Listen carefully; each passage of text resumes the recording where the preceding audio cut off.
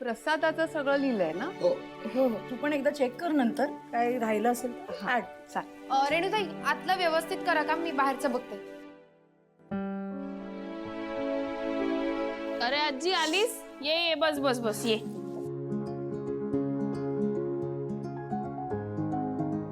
जमलीस काय ग?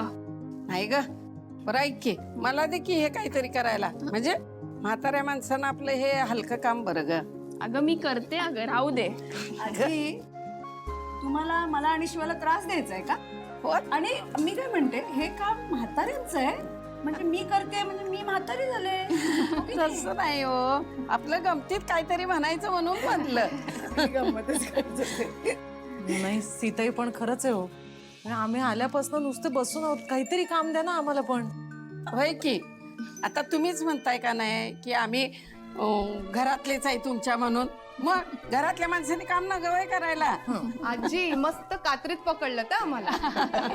असू दे तरी सुद्धा काही काम करायचं नाहीये. अरे छान आराम करायला आलाय, सुट्टी एन्जॉय करा असं समजा. बरं आई, तुला काम करायचंच आहे ना? मी काय म्हणते, उद्या आमरस तू कर.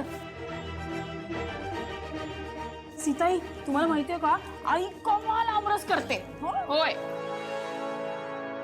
पण आमरस तर काकू बनवते ना दरवर्षी. अगं कीर्ती राहून देत ना, असा काही नियम आहे का की मीच आमरस केला पाहिजे? वंदनाताई या वेळेला आमरस तुम्ही करा. बर चल कीर्ती, तुझं आवरून झालंय का? हा, आतलं काम रेणुताई आवरतायत आणि माळी काकांचं तिकडचं काम झालं की हे उचलतील ते. बर ठीक. पण मी काय म्हणते, थांबायचं कशाला त्याच्यासाठी? तू करून घे की, पटकन होऊन जाईल. आई, या वस्तीतल्या लोकांसमोर माझा अपमान करायला नको होता.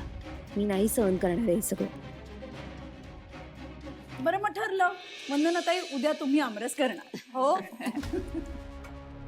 काकू ऐका ना, तुम्ही आणि आजी उर्मिला काकूच्या रूम मध्ये बसा, कारण काकूची रूम ऑलरेडी क्लीन झालीये.